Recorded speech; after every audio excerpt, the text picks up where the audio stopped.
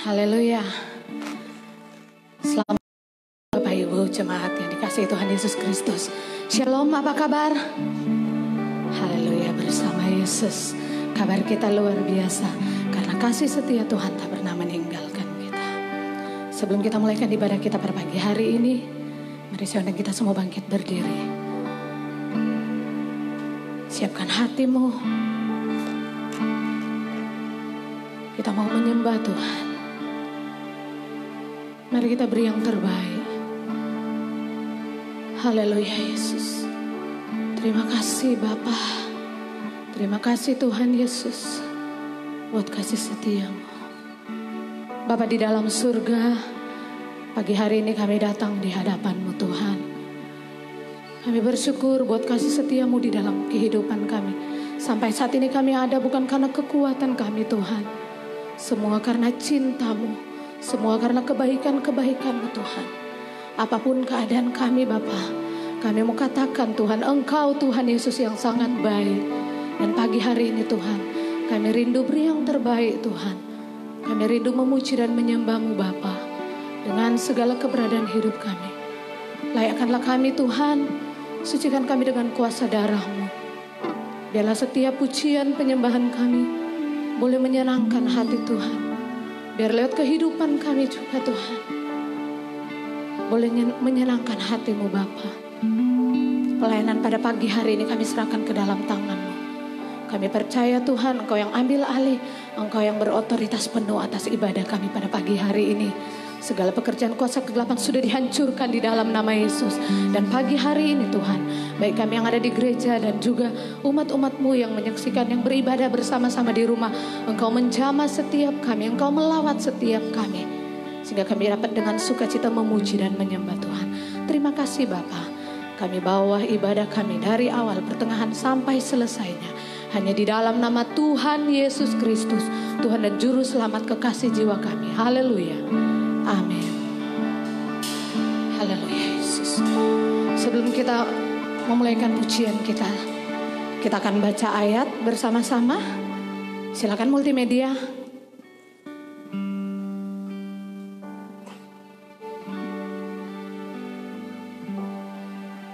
Mazmur 103 ayat 17 dan 18. Kita baca bersama-sama pada hitungan ketiga. 1, 2, 3.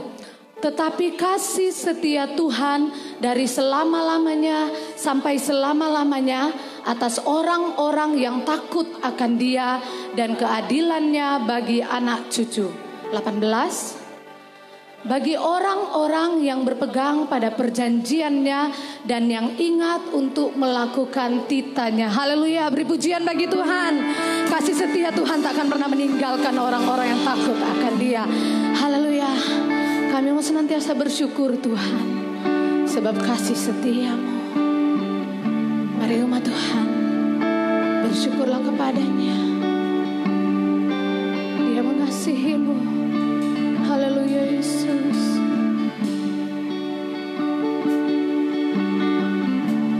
Ku mau selalu bersyukur sebab cinta-Mu padaku takkan pernah berubah. Hatiku percaya walau bumi bergoncang, gunung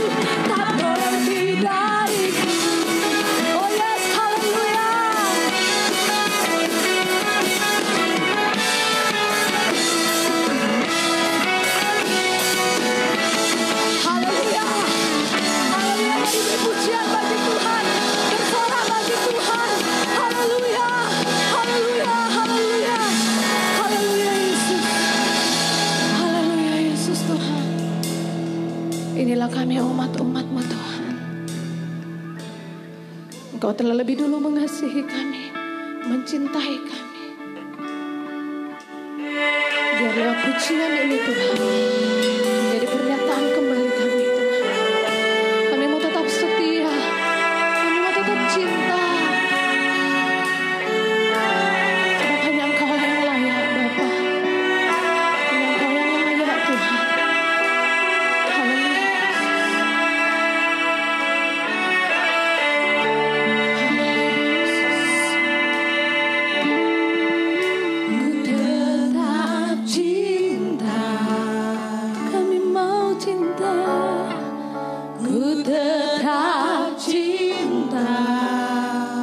Katakan dengan sepenuh hatimu.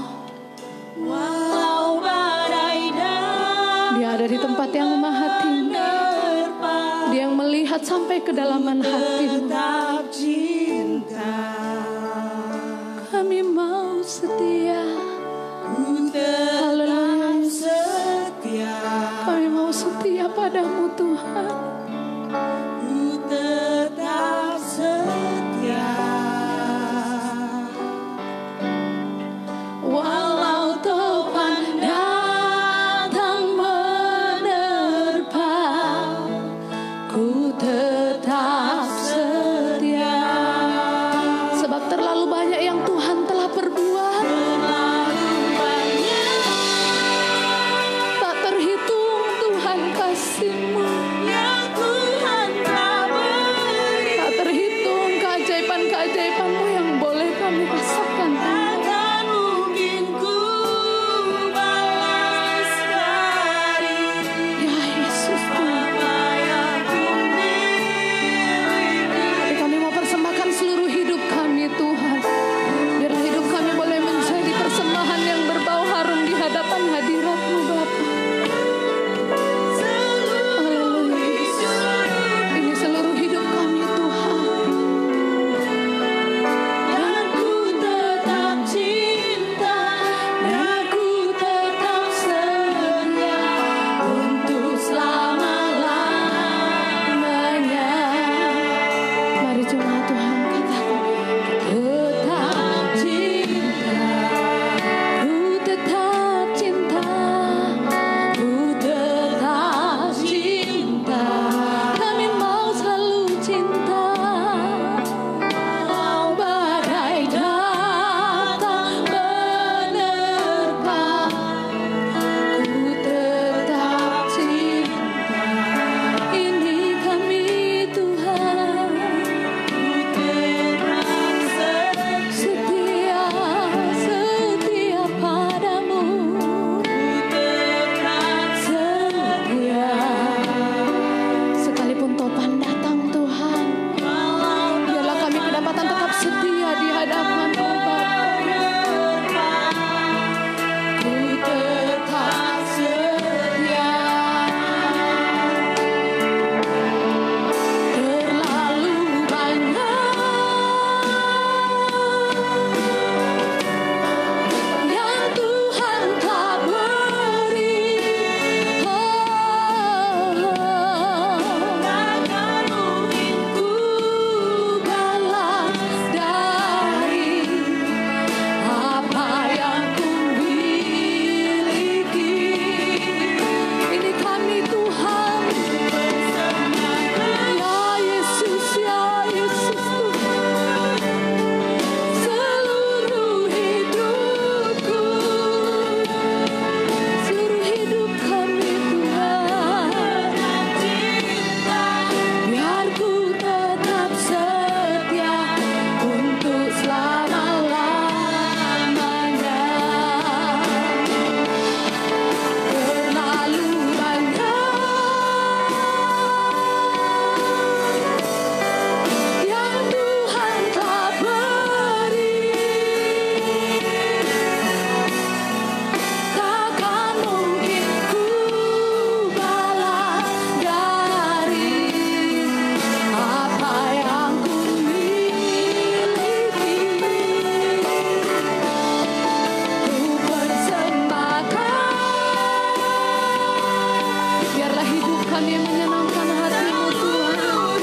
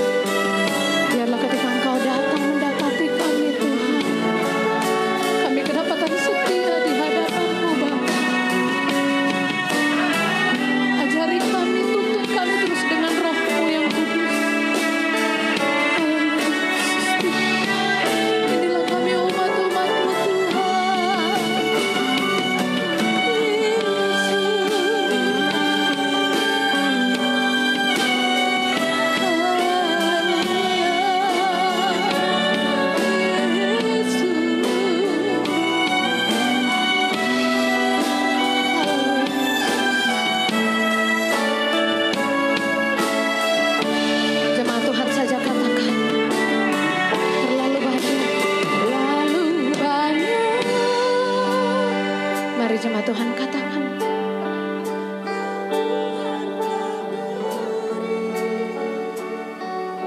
ya Yesus,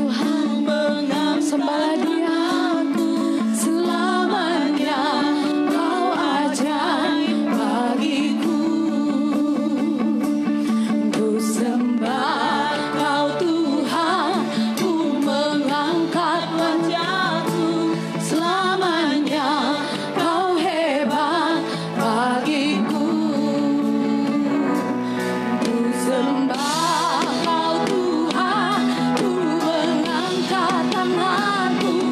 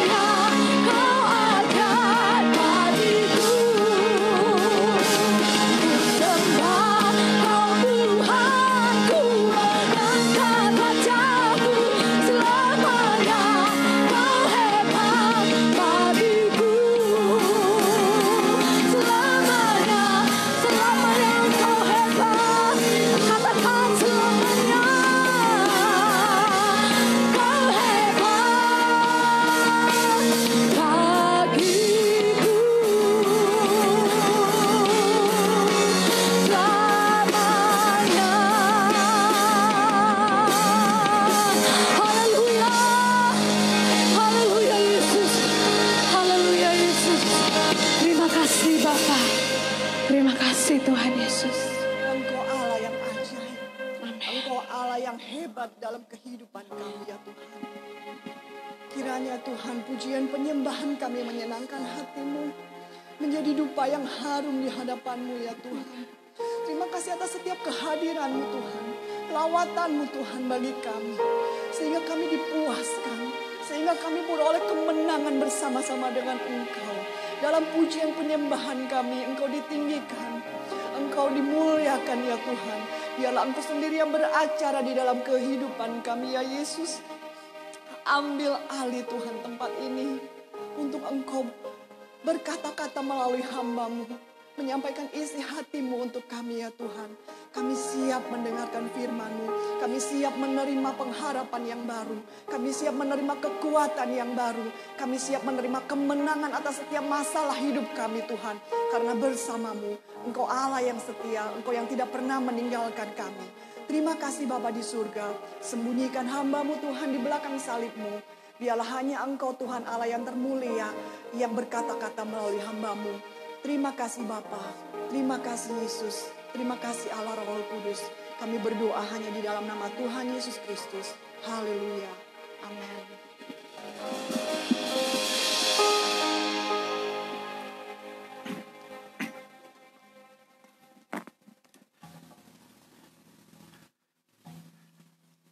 Haleluya. Selamat pagi, selamat hari Minggu semuanya. Happy Sunday. Ada sukacita di rumah Tuhan pada pagi hari ini. Seperti biasa, mari jangan lupa tersenyum. Bapak Ibu yang boleh buka maskernya sebentar, berikan senyum dulu pagi hari ini. Yang belum senyum, belum disenyumin pagi ini. Kita datang ke rumah Tuhan selalu dengan sukacita ya. Yang di rumah juga mukanya boleh berwajah ceria walaupun tidak ada di tengah-tengah kita pagi ini. Tapi hadirat Tuhan kiranya juga melawat saudara semua dimanapun saudara berada pada pagi hari ini. Semua dalam keadaan sehat, amin. Puji Tuhan, kita bersyukur Tuhan pelihara kita pagi hari ini. Hari pujian sudah katakan karena setianya Tuhan buat kita semua. Haleluya. Dan mari kita kembali masuk dalam firman Tuhan. Saya mengajak kita membuka kembali dalam Markus pasal yang ke-14. Pembelajaran kita dalam jalan salib. Membawa kita sekarang untuk mempelajari satu lagi pelajaran berharga yang saya rasa ini penting untuk kita mengerti. Firman Tuhan ingin kita pahami dan boleh kita cermati dan kita boleh tilik kehidupan kita dengan apa yang terjadi dalam kehidupan Tuhan Yesus pagi hari ini. Saudaraku, saya beri judul firman Tuhan pagi ini, jalan salib adalah jalan yang bertahan di tengah kekecewaan. Haleluya. Saudara, sebuah kata yang sederhana, tetapi saya yakin tidak seorang pun di antara kita yang tidak pernah mengalaminya. Saya yakin kata kecewa adalah sesuatu yang semua kita pasti pernah alami dalam hidup ini.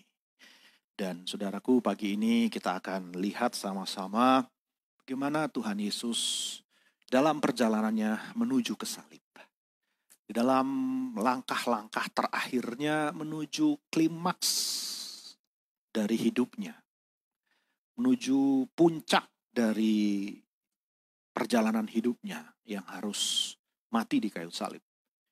Justru bukannya dia mendapatkan hal-hal yang menguatkan, meneguhkan, memberi semangat, saudara, tetapi momen-momen menjelang saat dia harus ditangkap, justru dia harus mengalami yang namanya kekecewaan.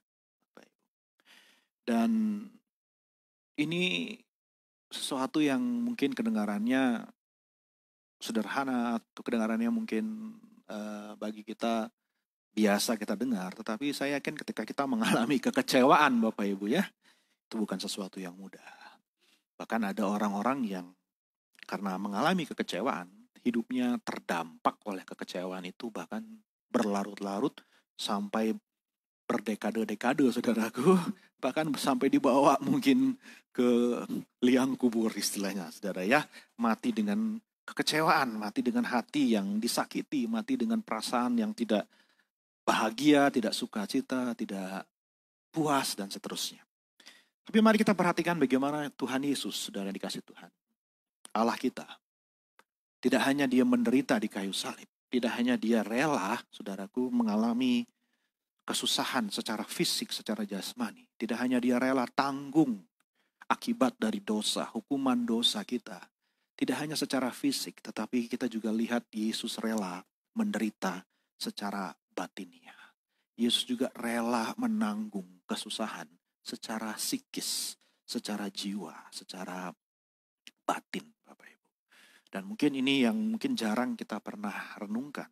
Atau mungkin belum terlalu sering kita membayangkan bahwa Yesus juga mengalami mungkin yang saat ketika kita sedang kecewa, mungkin kita berpikir bahwa ya Tuhan nggak mengerti, Tuhan tidak tahu, Tuhan tidak bisa merasakan, tidak bisa berempati dengan yang namanya kekecewaan. Tapi mari perhatikan sama-sama pagi hari ini. Mari kita lihat Markus pasal yang ke-14. Tentunya saya tidak punya banyak waktu untuk menjelaskan setiap perikop yang penuh dengan kisah-kisah yang luar biasa. Tapi izinkan pagi ini saya cuma mau mengambil satu benang merah, satu garis besar, satu penghubung dari setiap kisah yang ada di pasal 14 ini. Dan saya ambil penekanannya di sini ada tentang bagaimana Yesus meresponi, menghadapi atau mengatasi yang namanya kekecewaan. Bagaimana dia mengalaminya, dia sendiri juga harus menderita secara batin dan dia memberikan kepada kita teladan untuk bagaimana kita bisa mengatasi. Yang pertama, next slide kita lihat ketika Yesus diurapi, kita lihat di ayat yang ketiga, saudaraku, ia harus mengalami kekecewaan. Saya berikan subjudul di situ karena kurang dihargai. Mari kita lihat ayat yang ketiga, ketika Yesus berada di Betania, di rumah Simon si Kusta, dan sedang duduk makan.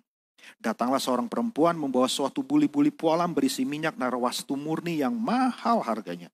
Setelah dipecahkannya, leher buli-buli itu dicurahkannya minyak itu ke atas kepala Yesus. Ada orang menjadi gusar dan berkata seorang kepada yang lain, untuk apa pemborosan minyak narwastu ini? Sebab minyak ini dapat dijual 300 dinar lebih. Dan uangnya dapat diberikan kepada orang-orang miskin. Lalu mereka memarahi perempuan itu. Tetapi Yesus berkata, biarkan dia. Mengapa kamu menyusahkan dia? Ia telah melakukan suatu perbuatan yang baik kepadaku. Karena orang-orang miskin selalu ada padamu, kamu dapat menolong mereka bila mana kamu mengendakinya, tetapi aku tidak akan selalu bersama-sama kamu. Ia telah melakukan apa yang dapat dilakukannya. Tubuhku telah diminyakinya sebagai persiapan untuk penguburanku. Aku berkata kepadamu, sesungguhnya di mana saja Injil diberitakan di seluruh dunia, apa yang dilakukannya ini akan disebut juga untuk mengingat dia. Saudara, sebelum Yesus akan ditangkap tak lama lagi, ketika ia sedang bercengkerama dengan sahabat-sahabatnya, dengan murid-muridnya, dengan orang-orang terdekatnya, di rumah Simon si Kusta, datanglah seorang wanita yang tak dikenal. Kalau kita bandingkan dengan Injil lain, dia adalah Maria, saudaraku. Datang dengan tanpa diminta, tanpa disuruh, saudaraku. Dia datang karena itikatnya sendiri, karena kerelaannya sendiri, karena dorongan hatinya sendiri, karena begitu besar kerinduan, penghargaan dan cintanya kepada Sang Juru Selamat, kepada Yesus yang sudah, by the way, kita baru lihat, kalau kita pelajari, saudara, baru berapa lama sebelumnya, gak terlalu lama sebelumnya, membangkitkan Lazarus, saudara Maria, dari kubur, saudaraku ya. Betapa bersyukurnya Maria ini kepada Yesus. Betapa dia sangat menghargai pribadi Yesus ini. Sehingga dia, saudaraku, dengan kerelaan, dengan inisiatif sendiri, dengan dorongan hati sendiri. Gak ada yang suruh dia, gak ada yang paksa dia, gak ada yang memerintahkan kepada dia. Tuhan Yesus sendiri tidak memberikan hint, tidak memberikan perintah atau apapun. Tetapi atas dasar satu penghargaan kepada pribadi Yesus. Dia persembahkan, dia curahkan, dia habiskan, dia seolah-olah kelihatannya begitu luar biasa dalam mengorbankan minyak narwastu yang mahal harganya. Yang di mata orang-orang yang ada di sana, saudaraku, apa yang dia lakukan atas dasar dorongan hatinya sendiri karena dia menghargai Yesus, yang bagi dia minyak narwastu yang mahal itu enggak ada artinya. Sehingga dia digambarkan, dikatakan diboroskan begitu saja, dicurahkan begitu saja, barang yang mahal luar biasa. Yang dikatakan 300 dinar lebih, kemungkinan itu sama dengan upah orang kerja 1 tahun dikumpulkan, saudaraku, dihabiskan begitu saja.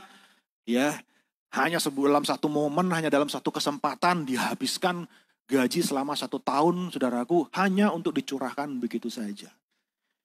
Pikir-pikir nggak ada untungnya, nggak ada kegunaannya, tetapi kok begitunya istilahnya saudaraku ya, begitu besarnya pengorbanan atau kerelaan Maria ini.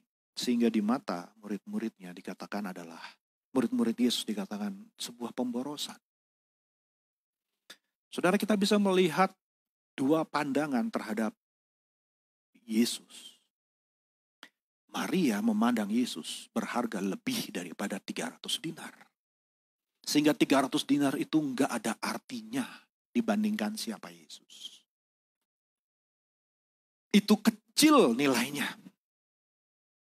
Itu tak sebanding dengan siapa Yesus itu sendiri. Apa artinya 300 dinar kalau saudaramu mati dan tetap tinggal di kubur? Anda punya 300 juta dinar pun gak ada gunanya. Tetapi karena adanya Yesus, ada kebangkitan, ada hidup yang baru. Haleluya. Ada mujizat, ada pertolongan. Ada keajaiban. Haleluya. Di dalam Yesus ada harapan ketika sudah nggak ada harapan lagi. Ketika orang bilang sudah selesai, orang bilang sudah tamat, orang bilang sudah habis. Kalau Yesus datang, Yesus masih ada kesempatan dan harapan di dalam. Orang bilang 4 hari dalam kubur udah busuk, sudah nggak mungkin, udah mustahil. Ilmu pengetahuan bilang sudah nggak mungkin lagi secara biologis. Dalam Yesus tidak ada yang mustahil karena Dia Allah. Haleluya. Bagaimana kita mau menghargai keajaiban, kebesaran, keluar biasaannya Yesus itu? Yang anehnya saudara, bagi seorang Maria yang mungkin satu-satunya mujizat yang dia alami adalah saudaranya dibangkitkan. Tetapi bagi para murid, saudaraku, banyak di antara mereka yang diberkati. Mertua Petrus disembuhkan, saudaraku, ya kan? Di kampung halaman mereka, di Kapernaum, dilawat Tuhan, Yesus tinggal di sana. Banyak, saya yakin juga termasuk sahabat tandai tolan diberkati, mengalami mujizat Tuhan. Tiap hari melihat mujizat Tuhan, tetapi mengapa di mata mereka, di mata notabene saudaraku murid-muridnya sendiri, Yesus itu tidak seharga 300 dinar. Seolah-olah 300 dinar itu terlalu banyak, terlalu lebay, terlalu boros kalau hanya untuk dipersembahkan, dicurahkan begitu saja kepada Tuhan. Jadi kita melihat dua sisi penilaian terhadap pribadi Yesus. Dan mari saya mengajak saudara sekalian untuk coba kita sama-sama renungkan kalau saudara dan saya jadi Tuhan Yesus. Yang sudah banyak menolong orang, sudah banyak memberkati orang, sudah banyak jadi berkat. Bahkan buat murid-muridnya sudah banyak mencurahkan. Saudaraku, bukan cuma pertolongannya, bukan cuma nasihatnya, ajarannya, waktunya, energinya. Saudaraku, dia investasikan, bahkan sudah kita pelajari sama-sama. Dari bulan-bulan terakhir menjelang ke kayu salib, dia sudah betul-betul fokus hanya kepada murid-muridnya. Karena begitu besar dia investasikan harapannya kepada murid-muridnya. Ini saudaraku, ya kan. Tetapi di mata mereka, bayangkan di mata mereka yang Yesus sendiri begitu hargai, mereka tidak menghargai Yesus seperti itu. Saudara coba bayangkan, kalau saudara jadi Tuhan Yesus.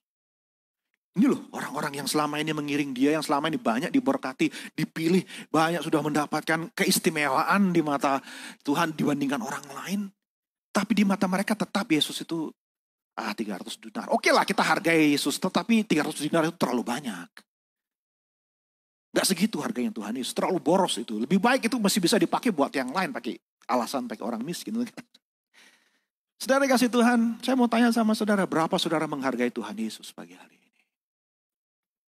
Berapa bandrol, berapa harga yang saudara mau taruh pada pribadi Tuhan Yesus? Ketika sesuatu dituntut dari kita, ketika Tuhan menuntut pengorbanan kita, apakah pengorbanan kita itu terlalu besar untuk Tuhan? Apakah Yesus tidak layak dapat penilaian kita, penghargaan kita, pengorbanan yang mungkin diminta dari kita, harus direlakan dari kita? Karena kita tahu next point, saudaraku, Yesus akhirnya dijual. Harga Yesus di mata muridnya, di mata Yudas adalah 30 keping perak. Dan kalau kita kurskan pada masa itu, saudara bisa bayangkan ini saya pakai mata uang, saudara, cara mereka menilai Yesus. Yudas siap menjual Yesus hanya dengan 30 keping perak. Sementara Maria memberikan 300 dinar lebih, dikatakan saudara ya. Dan itu dia persembahkan begitu saja.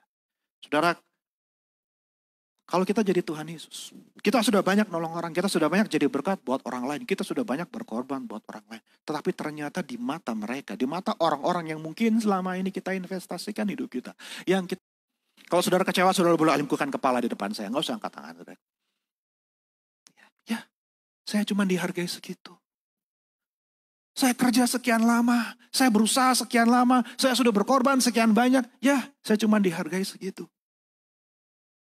Dan yang menghargai saya bukan cuma orang luar, orang asing, tetapi orang-orang terdekat dengan saya cuma menghargai saya segitu.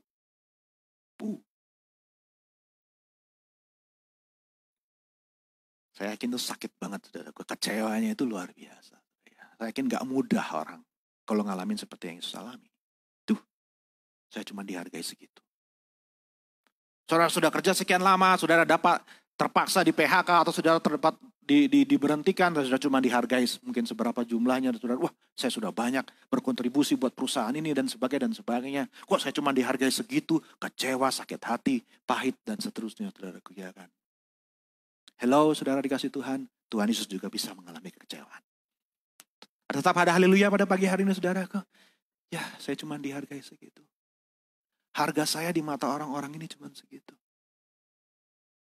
Dan orang-orang ini bukan orang-orang sembarangan, orang-orang yang selama ini berserta dengan dia. Sudah dikasih Tuhan, gak gampang, gak mudah. Next point. Dan itu sebabnya saya mau ngajak kita melihat bagaimana respon Yesus terhadap hal seperti itu. Kalau saya ada di situ sebagai Tuhan Yesus, saya lihat murid-murid saya memarahi. Bukan cuma menegur, marahin loh saudaraku ya. Boros ngapain? Wah kamu bodoh sekali. Ngapain dibuang-buang segitu banyak? Padahal itu sebuah wujud penghargaan kepada pribadi Yesus. Wah saya tersinggung berat saudaraku kalau saya jadi Yesus. Memangnya kenapa kalau dia mau menghargai saya sebegitu besarnya? Menurut kalian itu nggak pantas buat saya? Misalnya kayak begitu saudaraku. Kalau saya sih begitu kira-kira rasanya. Wih berarti harga saya nggak sampai segitu ya. Harga diri. Saudara ya. Harga diri kita rasa terluka. Waduh saya cuma dihargai segitu. Tapi saya senang melihat bagaimana, ya saya mau belajar seperti Tuhan Yesus. Biarpun murid-muridnya sendiri tidak menghargai, tidak memandang dia lebih.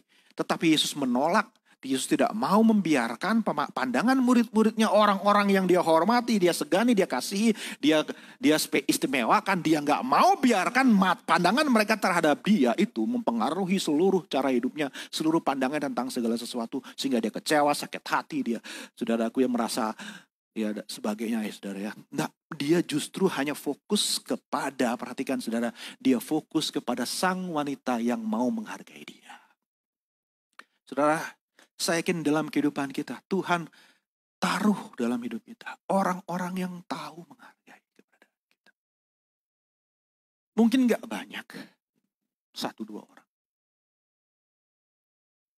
Dan saya yakin semakin kita bertambah usia, semakin kita ingin merasa dihargai hidup ini. Semakin kita merasa bahwa apa yang sudah kita kerjakan selama puluhan tahun sepanjang masa hidup kita, seenggak-enggaknya ada orang yang memberikan penghargaan, saudaraku ya. Makanya firman Tuhan bilang kita harus menghormati orang yang tua, yang rambutnya ubanan. Kita harus berdiri, kata firman Tuhan. Kalau ada orang-orang yang ubanan, saudara. Karena kita mau memberikan penghormatan, penghargaan kepada apa yang mereka sudah kerjakan, saudaraku. Tapi toh kalau kita ngalami orang-orang tidak menghargai kita, jangan kita sakit hati. Tapi mari fokus kepada orang yang tahu menghargai kita. Jangan biarkan pandangan orang-orang yang merendahkan kita, tidak mau menghargai kita, membuat diri kita jadi marah, sakit hati sama mereka, mau balas sama mereka, merasa kita dihina, direndahkan dan seterusnya. Saya yakin Yesus bisa saja seperti itu saudaraku ya, karena dia sudah banyak berbuat buat orang-orang. Tetapi sekali lagi kita lihat di sini Yesus tidak mau seperti itu, justru Yesus memberikan penghargaan, penghormatan kepada wanita yang mau menghormati dia ini. Saudara.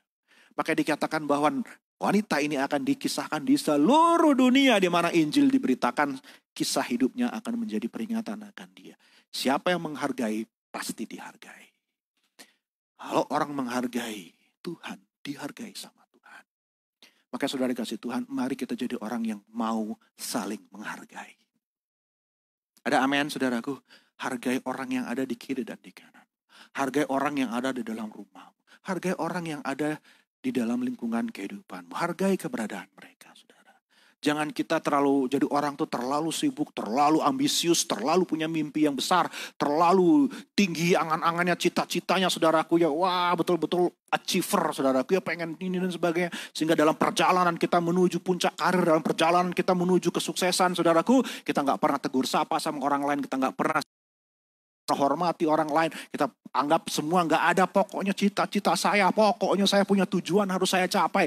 Masa bodoh orang lain, saudara. Ingat, saya pernah satu kali baca, saudara, di sebuah sasana tinju waktu saya kuliah di Amerika, saudaraku ya kan. Remember the people that you meet on your way up, because they are the one that you gonna see on your way down. Ingatlah orang-orang yang kamu jumpai dalam perjalananmu ke atas. Ingat sama mereka, hargai mereka. Karena ketika kamu mulai dalam perjalananmu turun dari karirmu, mulai turun dari kesuksesan lagi nanti.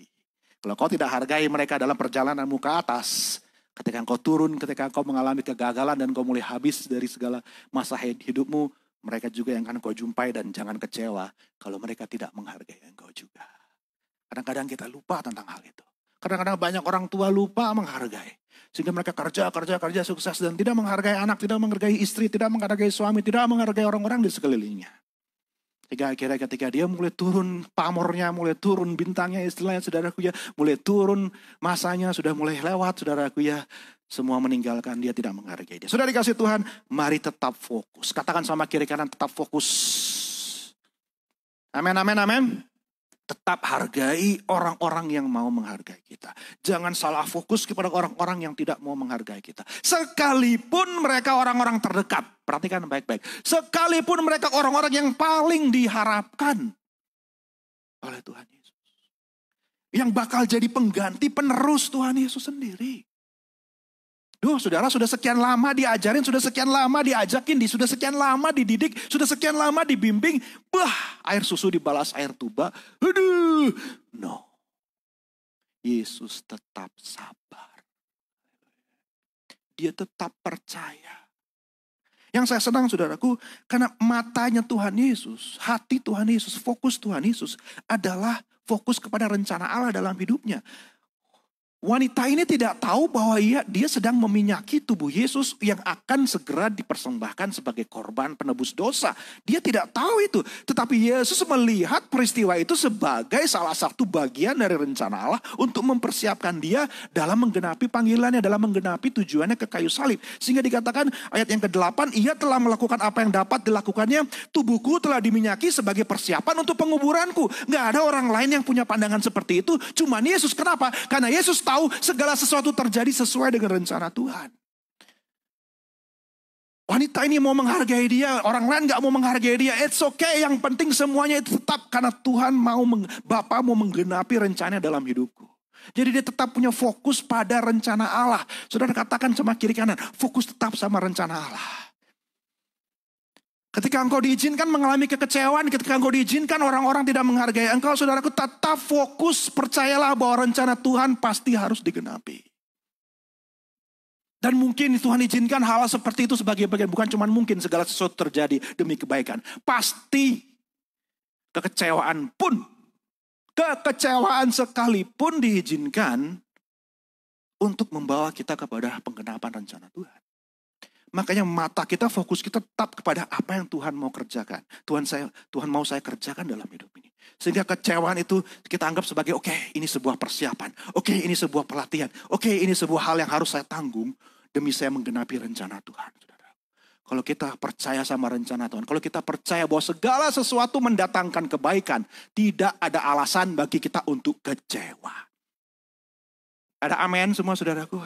Bisa mengamenkan perkataan ini? Bisa mengamenkan pujian zaman dulu. Tak pernah kecewa mengiring Yesus. Bukannya gak ngalami kecewa. Ngalamin kecewa. Tapi kalau kita mandang kepada rencana Tuhan. Tak pernah kecewa. Ku serahkan semua. Berarti kita ngalamin kekecewaan. Cuman kita serah. Karena itu pujian-pujian iman, saudaraku, bukan pujian perasaan. Kalau pakai perasaan pasti kita pernah kecewa. Nggak mungkin nggak. Justru karena kita ikut Tuhan seringkali kita ngalami kekecewaan. Diperlakukan oleh orang-orang di sekeliling kita. Tapi kalau kita belajar percaya rencana Tuhan. Benar-benar kita bisa berkata. Berjalan sertanya. Semakin bahagia. Ada amin saudara. Tak pernah kecewa. Untuk selamanya. Hanya iman yang bisa bilang seperti itu. Karena kecewa itu pasti dalam hidup ini. Pasti. Yesus saja kecewa. Tapi sekali lagi. Kalau kita memandang rencana Tuhan. Next slide. Kita akan belajar mengatasi kekecewaan dan tidak membiarkan diri kita. Membiarkan perlakuan orang. Itu memahitkan hati kita. Mencuri sukacita kita. Merampok kebahagiaan kita. Melemahkan iman pengiringan kita kepada Tuhan. Jangan. Mari buat pilihan. Sekali lagi semuanya adalah pilih. Kalau mau ikut perasaan, saya yakin saudaraku kita nggak akan mau tetap maju terus, nggak akan mau tetap setia, nggak akan mau tetap giring Tuhan. Kalau cuma semua ngikutin perasaan, saudaraku. Ya, kalau kita tetap memilih mengikuti apa yang diinginkan oleh daging dan kita tidak mau menyerahkan nyawa kita, nggak akan bisa. Memang. Tapi inilah panggilan kita, jemaat Tuhan yang dikasihi Tuhan. Mari iring Tuhan dengan segenap hati kita. Walaupun kalau saat ini atau mungkin dalam hidup kita diizinkan kita dikecewakan oleh orang-orang di sekeliling kita. Ingat mungkin juga saudara bukan cuma orang yang kecewakan kita. Kita juga pernah kecewakan orang lain pasti. Gak mungkin enggak saudara ya. Jadi ya sudahlah sesama orang yang suka mengecewakan. Mari saling mengampuni dan saling menerima. Yang berkata, yang setuju katakan haleluya, puji Tuhan saudara ya kan. Sudahlah jangan cuma lihat orang lain yang ngecewain kita. Kadang-kadang juga kita ngecewain orang lain bukan. Karena memang manusia toh kita akan lihat semua kita terbatas. Next.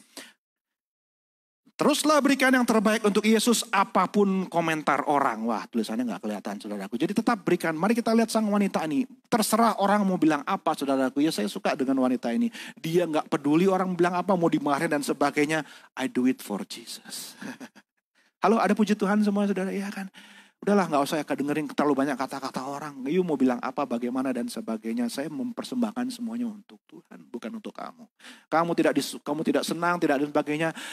I think it's not my problem, it's your problem. I do it for Jesus, I do it for God. Saudara ya, saya senang dengan wanita ini. Benar-benar dia memberikan teladan kepada kita sebuah penghargaan yang luar biasa kepada Tuhan. Haleluya, next point.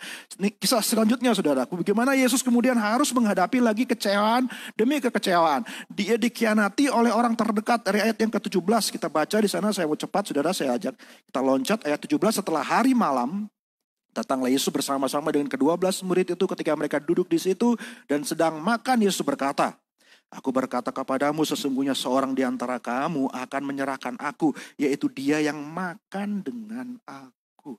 Saudara, Yesus gak dengan banyak orang, Yesus gak dengan orang-orang luar, Yesus dengan orang-orangnya sendiri, orang-orang kepercayaannya, orang-orang terdekatnya sendiri, orang-orang yang selama ini, sekali lagi saya mau tekankan sama saudara, selama ini dia hargai, dia spesialkan, dia perlakukan lebih daripada yang lain, dia berikan pengharapan yang terbesar sama mereka, betul-betul mereka lah orang-orang yang tahu betul kehidupan Yesus, dan Yesus betul-betul investasikan banyak hal dalam hidup mereka, tapi dia harus menyampaikan bahwa salah satu di antara kalian akan mengkhianati aku. Saudara bicara soal kekecewaan itu luar biasa saya yakin.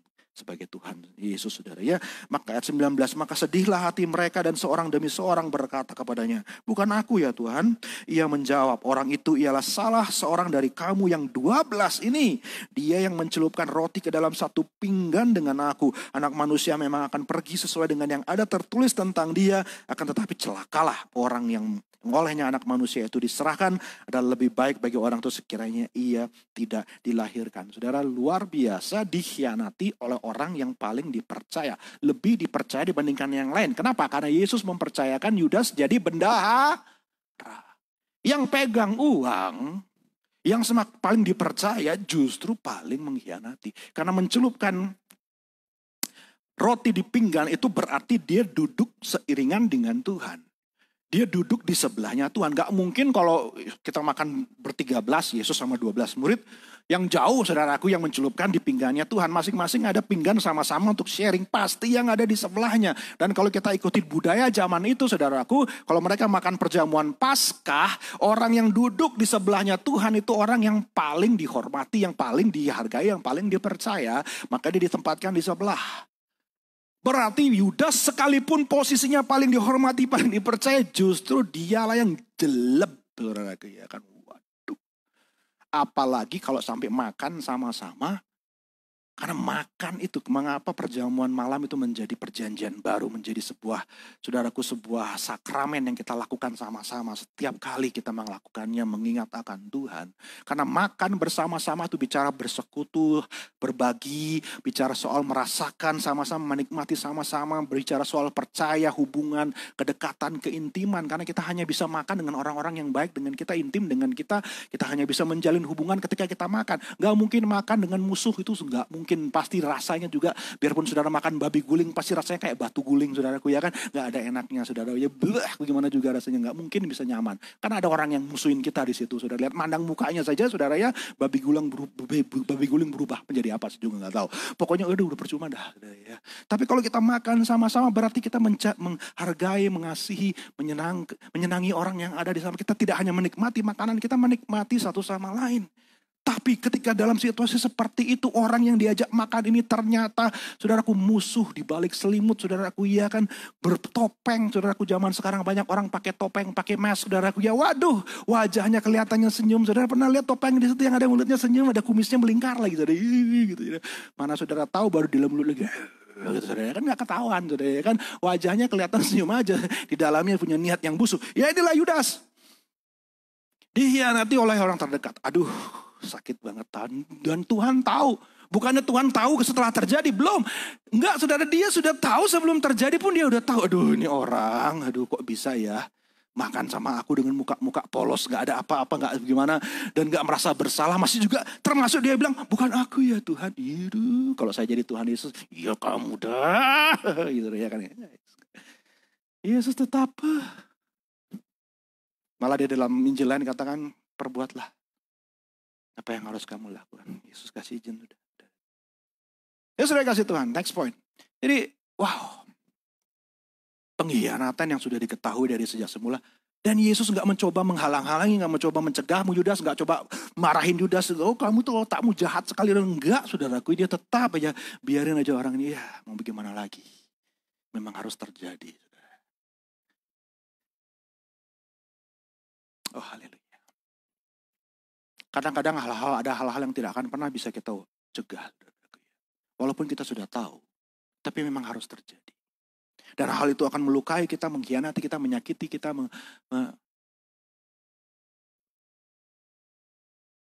Dan kalau kita gak punya pandangan tentang rencana Tuhan, gak punya iman bahwa di balik semuanya pasti mendatangkan kebaikan. Pasti kita protes, pasti kita akan berusaha menghindar, pasti kita akan berusaha untuk melindungi diri supaya tidak dikhianati dan tidak terluka dan seterusnya. Next point.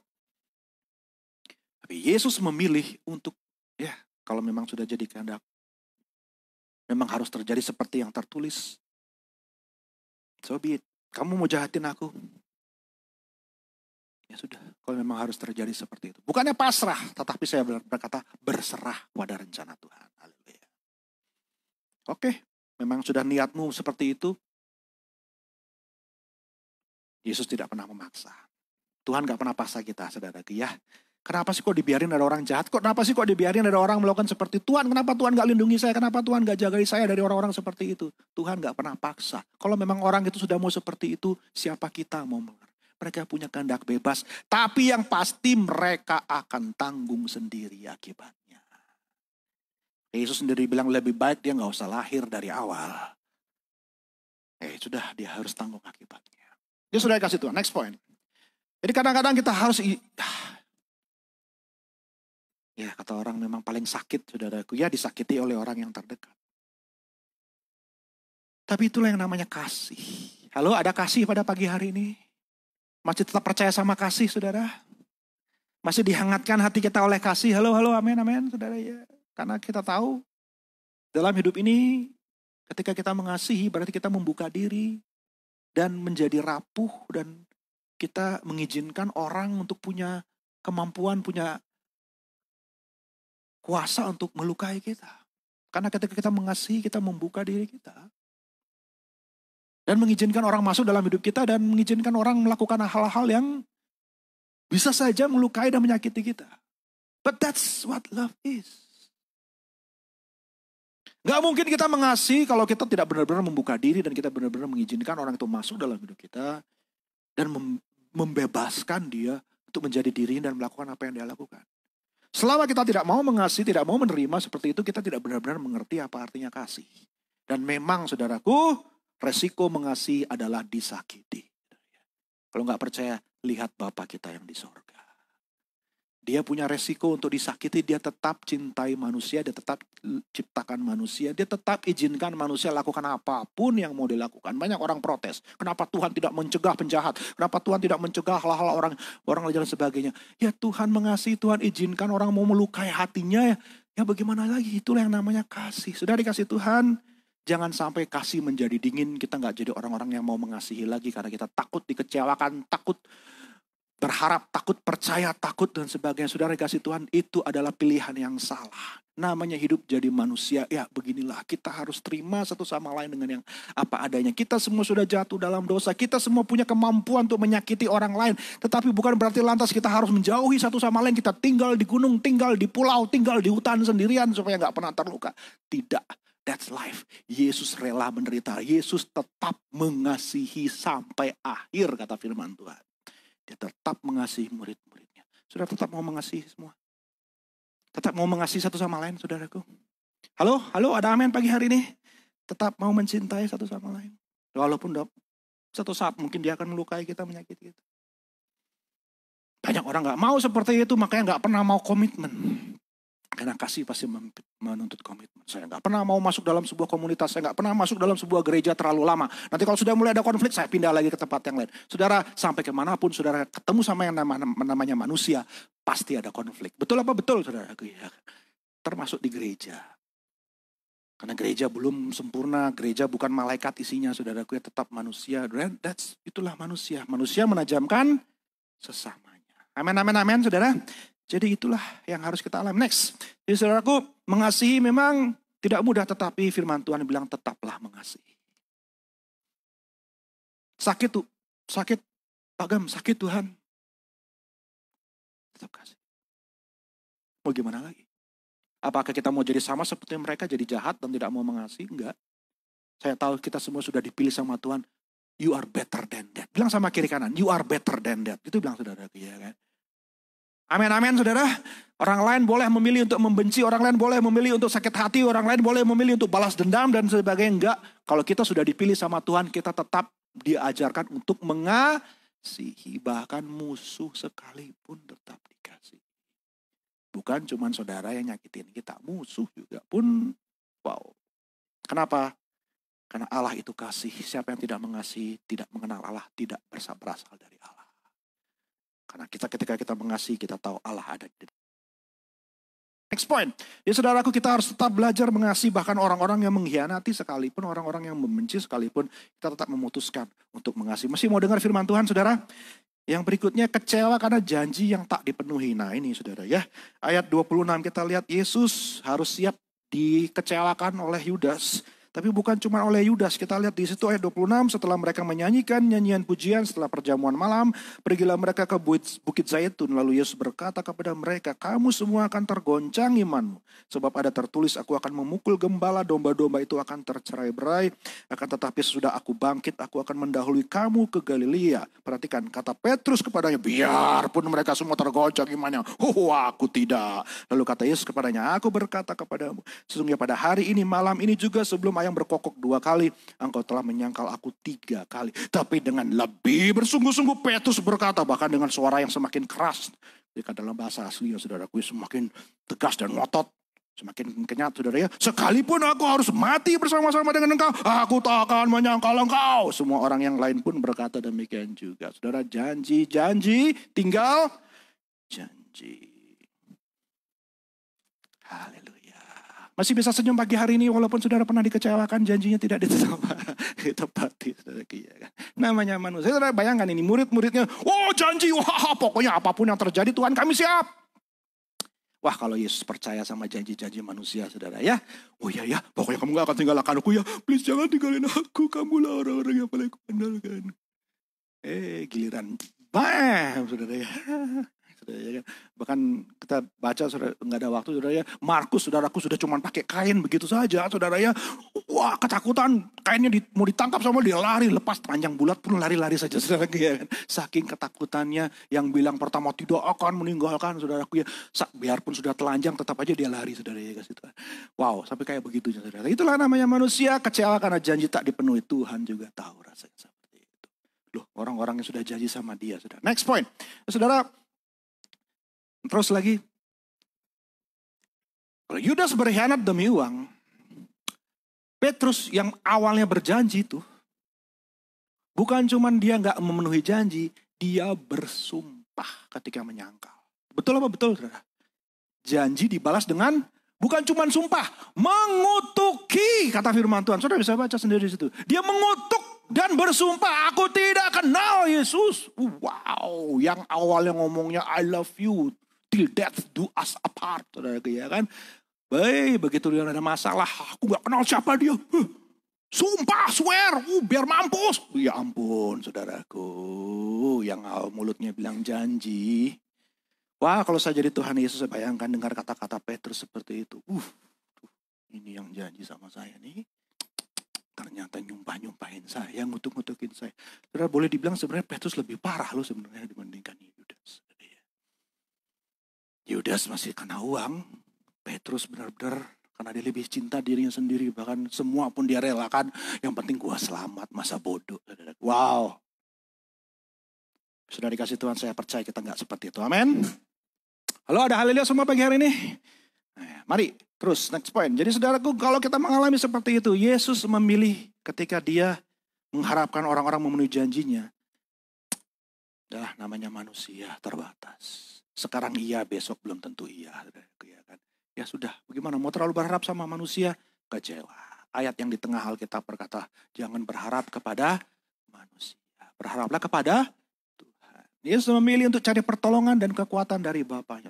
Oke, kalian berjanji tidak akan meninggalkan aku. Oke, fine. Makasih buat janjimu. Tapi tetap dia berdoa untuk cari kekuatan dari Tuhan. Next point. Ya saudara, jangan terlalu berharap sama manusia. Jangan terlalu mengandalkan kata-kata manusia. Jangan mudah terbuai sama orang yang datang dengan janji. Nanti ya, nantinya. Saudara percaya nanti itu gak pernah terjadi. Pasti kalau sudah besok tetap ada nanti. Betul apa betul saudara? Ya kan? Nanti pasti nanti. Nanti itu kapan? Ya nanti. Saudara ya kan? Sudah besok, nanti lagi. Ya nanti itu kapan terjadinya? It never comes. Jadi jangan terlalu banyak percaya sama orang yang nanti. Saudara ya kan? Udahlah. Silahkan kamu mau janji, saya gak taruh hatiku sama janjimu, saya taruh percaya saya hanya sama Tuhan saja. Haleluya, puji Tuhan. Next point. Jangan mudah mengumbar janji. Maka sudah juga kita jadi orang tuh jangan terlalu banyak berjanji, jangan terlalu banyak, mudah sekali saudaraku ya mengumbar janji. Seperti murid-murid dan firman Tuhan sendiri bilang kalau kamu datang kepada Tuhan jangan bernazar. Lebih baik mendengar daripada mempersembahkan korban dan mengucapkan kata-kata yang sia-sia, bersumpah, berjanji, bernazar di hadapan Tuhan. Tuhan gak perlu hal-hal yang seperti itu. So dikasih Tuhan lebih baik kita buktikan dengan tindakan kita. Lebih baik kasih lihat, ya, tidak. Gak usah pakai banyak janji. Kalau saya sudah bertekad, saya lakukan. Saya gak usah banyak janji lagi. Saya gak usah banyak kasih umbar begini dan seterusnya. No, you see. I am what I am. Inilah adanya saya gak akan janji-janji hal yang lain. Saya akan lakukan sebisa mungkin yang saya bisa. Itu yang lebih penting saudaraku. Dan kita gak akan mengecewakan orang, gak akan jadi orang-orang yang mengumbarnya. Next point, yang terakhir saudara. Maka Yesus kecewa ketika sahabat-sahabat yang terdekat. Pilihannya, orang-orang pilihannya. Ketika Yesus mau berdoa, dia memilih di antara murid-muridnya. Kita baca ayat 32, sampai Yesus murid-muridnya ke suatu tempat bernama Getsemani. Yesus berkata kepada murid-muridnya, duduk di sini sementara aku berdoa. Dan ia membawa Petrus, Yakobus, dan Yohanes sertanya. 3 orang yang paling terdekat di antara yang terdekat. Sahabat yang paling dia percayai, saudara. kecewa karena sahabat gak bisa diandalkan. Aduh, sudah lama saya.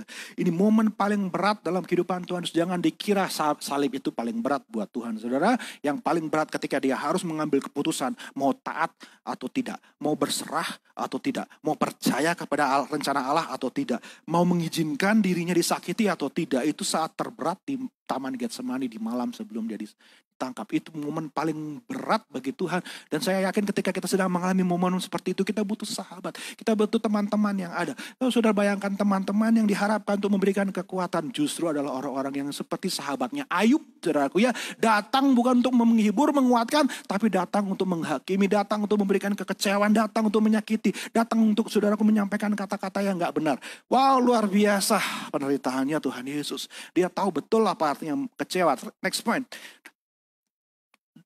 Terus dan Yesus memilih untuk tetap berdoa. Ya udah, dia datang lihat, oh tidur bukannya nolong saya. Aduh, saya lagi beban berat kayak begini. Bukannya saya bisa bantu saya, kayak ya malah tidur. Ya sudah. Yesus nggak bilang, nggak. Dia tetap pergi, tetap berdoa. Dia tetap datang kepada Tuhan. Dia tetap memilih, oke, manusia memang begitulah adanya. Ya sudahlah, memang begitulah manusia. Makanya jangan terlalu banyak percaya sama manusia. Percayalah sama Tuhan saja. Next point, saudaraku, sahabat bisa menyakiti kita, tapi Yesus nggak menghakimi mereka. Saya senang sekali dengan perkataan Yesus kemudian setelah dia datang 3 kali dan lihat sahabat-sahabatnya ini, ya gimana sih kalian? Yesus nggak langsung mencaci maki, marah-marahin enggak. Tapi saya suka ketika Yesus berkata, ayat yang ke-41, kemudian ia kembali untuk ketiga kalinya dan berkata kepada mereka, ya tidurlah sekarang dan istirahatlah. Ya udah. Ketika saya mengharapkan bantuan, kamu enggak? Dia enggak, ya sudah, oke. Karena dia tahu kekuatannya cuma dari Allah saja. Haleluya. Itu sebabnya mengapa dia berdoa. Mengapa dia berseru kepada Bapaknya. Karena di saat-saat seperti itu saudara, kalau kita mau berharap sama orang, saudara ya enggak ada. Next point. Yesus berempati kepada mereka, justru dia kasihan sama mereka, ya sudah istirahatlah. Oke lah, enggak apa-apa. Saudara mau tetap ngiring Tuhan? Kita harus tetap berdoa. Amin. Gak ada cara lain. Gak ada kekuatan yang lain di dalam. Karena apa? Next point. Karena semuanya pada satu saat toh. Semua harus kita jalani sendirian.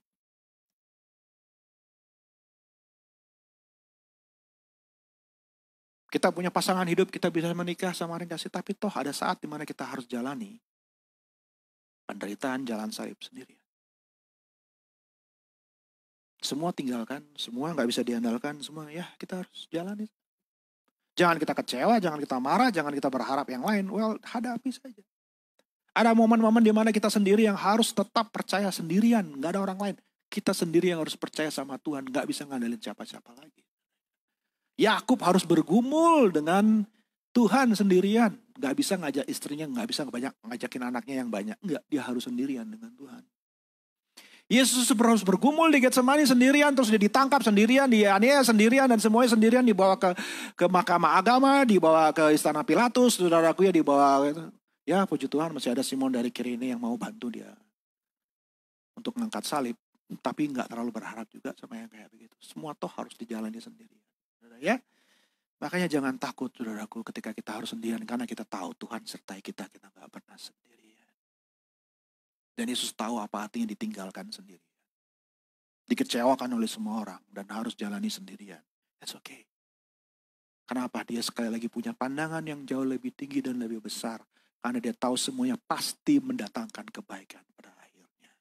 Dia percaya kekecewaan yang dia alami, saudaraku, itu adalah hal-hal yang memang harus diizinkan oleh Bapa untuk membawa berkat keselamatan bagi banyak orang.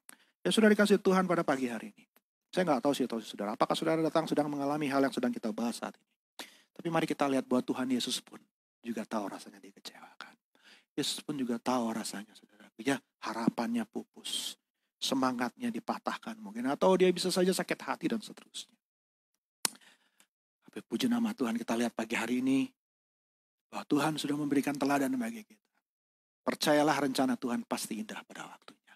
Percayalah bahwa di dalam Tuhan ada kekuatan untuk hadapi hidup ini. Mari kita bangkit berdiri sama-sama. Mari kita datang secara pribadi kepada Tuhan.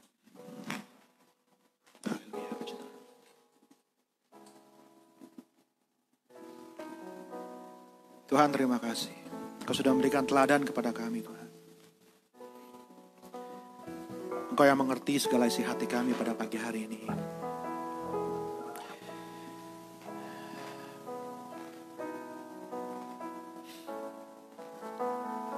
Engkau yang tidak melihat apa yang dilihat manusia, tapi Engkau melihat hati kami Tuhan pagi ini.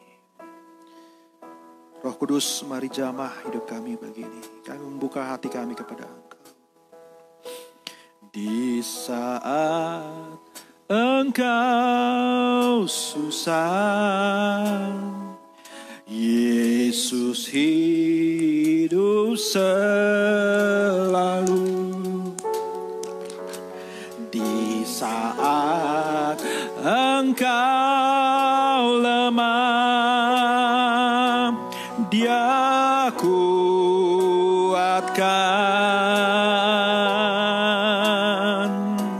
Yesus mau menolongmu dalam kesusahanmu. Yesus kan selalu setia sampai selama-lamanya. Mari katakan sekali lagi. Di saat Engkau susah, amin. Yesus hibur selalu. Di saat Engkau lemah,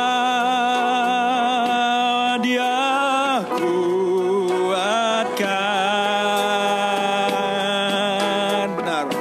Yesus mau menolongmu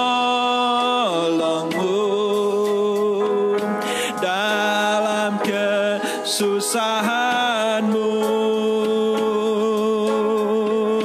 Yesus kan selalu setia sampai selamanya.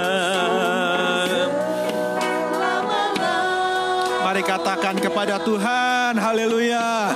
Walau pohon ara tak berbunga, pohon anggur tak berbuah, pohon zaitun mengecewakan, ladang-ladang tak menghasilkan,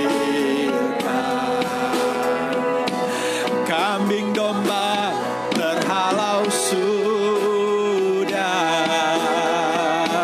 lembu sapi tak ada.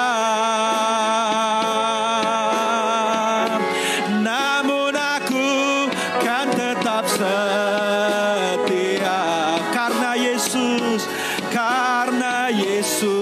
tetap setia.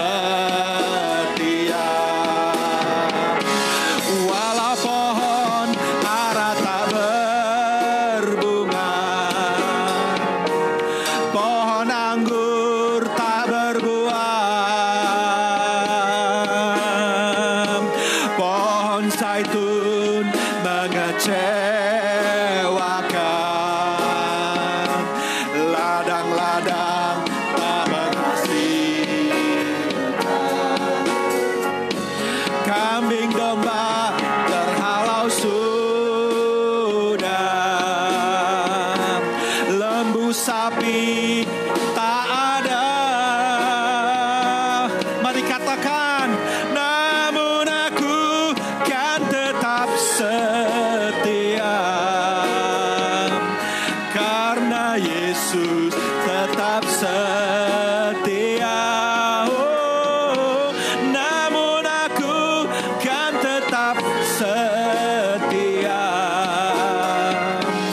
karena Yesus tetap setia. Benar Tuhan, namun aku kan tetap setia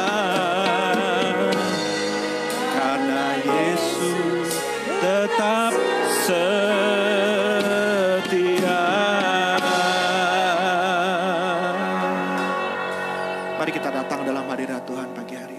di rumah, yang di tempat ini. Biarlah firman Tuhan ini berbicara kepada kita kalau kita saat-saat ini sedang mengalami kekecewaan. Perlakuan orang, perlakuan hidup, perlakuan dunia terhadap kita. Bahkan mungkin orang-orang terdekat kita menyakitkan kita, mengecewakan kita. Mungkin harapan-harapan kita jadi pupus, jadi hilang. Tapi mari kita kembali datang kepada Tuhan Yesus, satu-satunya pribadi yang bisa mengerti apa yang sedang terjadi. Memang tidak mudah. Dia tahu, dia mengerti. Memang menyakitkan. Dia mengerti. Memang tidak adil. Mungkin kita bertanya, kenapa Tuhan? Kita bersyukur kita melihat Yesus tidak bertanya kenapa. Tapi dia belajar, Bapa, bukan kehendakku yang jadi, tapi apa yang kau kehendakilah yang jadi atas hidup.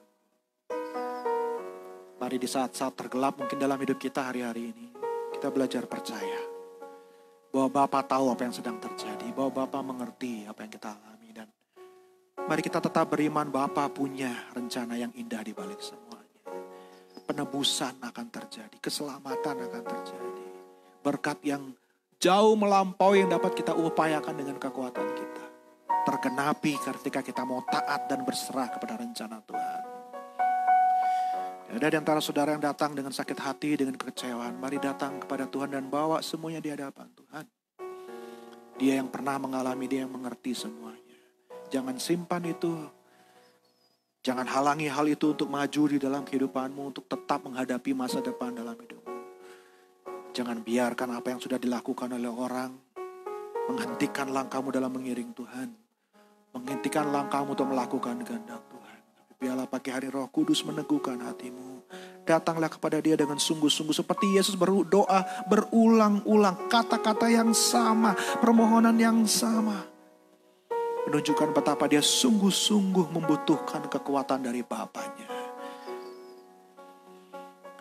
Bapa, kami datang ke hadirat-Mu pagi hari ini. Kami mengetuk karena kami percaya ketika kami mengutuk dan mengetuk terus, maka pintu akan dibukakan bagi kami. Ketika kami mencari dan mencari terus, maka kami akan mendapatkan. Ketika kami meminta dan meminta terus, maka kami akan menerima dari Engkau ya Tuhan. Maka Bapa, lawati setiap umat-Mu pagi hari ini. Yang di tempat ini, yang di rumah, yang sedang mengalami tantangan yang berat. Yang sedang mengalami kekecewaan dalam hidup ini. Seperti Engkau Yesus, kami mau belajar berserah dan menyerahkan semuanya ke dalam tangan Bapa. Kepada rencana yang indah yang Tuhan sedang genapi dalam hidup kami. Terima kasih Tuhan, lawati kami semua dan berkati kami semua. Biarlah firman-Mu itu Kau meteraikan dalam hidup kami. Selalu menjadi pedoman dan suluh. Dan kami untuk memilih mengikut kepada firman-Mu dan bukan apa yang menjadi perasaan kami. Bukan sakit hati kami, bukan perlakuan orang lain yang kami mau ingat. Tapi kami mengingat cinta-Mu ya Yesus yang tetap setia kepada kami ya Tuhan. Terima kasih Tuhan. Berkati bangsa negara kami, berkati negeri kami, berkati jemaat kami, berkati seluruh gereja-Mu ya Tuhan. Lindungi dari sakit penyakit. Dan bawalah semuanya kepada kesudahannya ya Tuhan. Bawalah semua musim ini sampai kepada kesudahannya. Gantilah dengan musim yang baru ya Bapa. Musim di mana semua dipulihkan kembali, bahkan lebih dari sedia kala ya Tuhan. Kau mau memberkati umat-Mu yang sedang mengalami kesusahan. Kami percaya kain kabung kami akan Kau ubah jadi jubah puji-pujian. Air mata kami Kau ubah menjadi sukacita dan tawa ceria ya Tuhan. Sebab itulah janji-janji-Mu bagi kami ya Bapa. Terima kasih Tuhan Yesus sudah menjadi doa kami dan kami serahkan seluruh hidup kami. Mari jemaat Tuhan arahkan tangan kepada Tuhan dan terimalah berkat dari Allah Bapa yang setia dalam hidupmu. Yang selalu menyertai dan memberikan berkat dan rencana yang terbaik bagi Engkau. Terimalah berkat dari Tuhan Yesus Kristus. Yang menjadi teladan bagi kita ketika semua mengecewakan. Ladang tak menghasilkan, kambing domba hilang. Pohon-pohon tidak berbunga dan berbuah. Tapi Dia tetap setia dan biarlah menjadi teladan bagi kita untuk tetap setia. Meneguhkan, memampukan kita untuk selalu iring Dia. Dan berkat dari Roh Kudus. Sumber segala kelimpahan, sumber segala penghiburan, sumber segala kekuatan. Melimpah dalam hidup kita. Yang percaya dan berharap senantiasa kepada Tuhan dan kepada kasih setianya. Diberkatilah kita sekarang sampai Maranatha dalam nama Tuhan Yesus Kristus. Percayalah dengan iman, terima berkat-Mu dan katakan Amin. Selamat hari Minggu. Tuhan Yesus berkati saudara yang di rumah. Sampai jumpa dalam ibadah selanjutnya. Tuhan Yesus memberkati kita semua. Haleluya.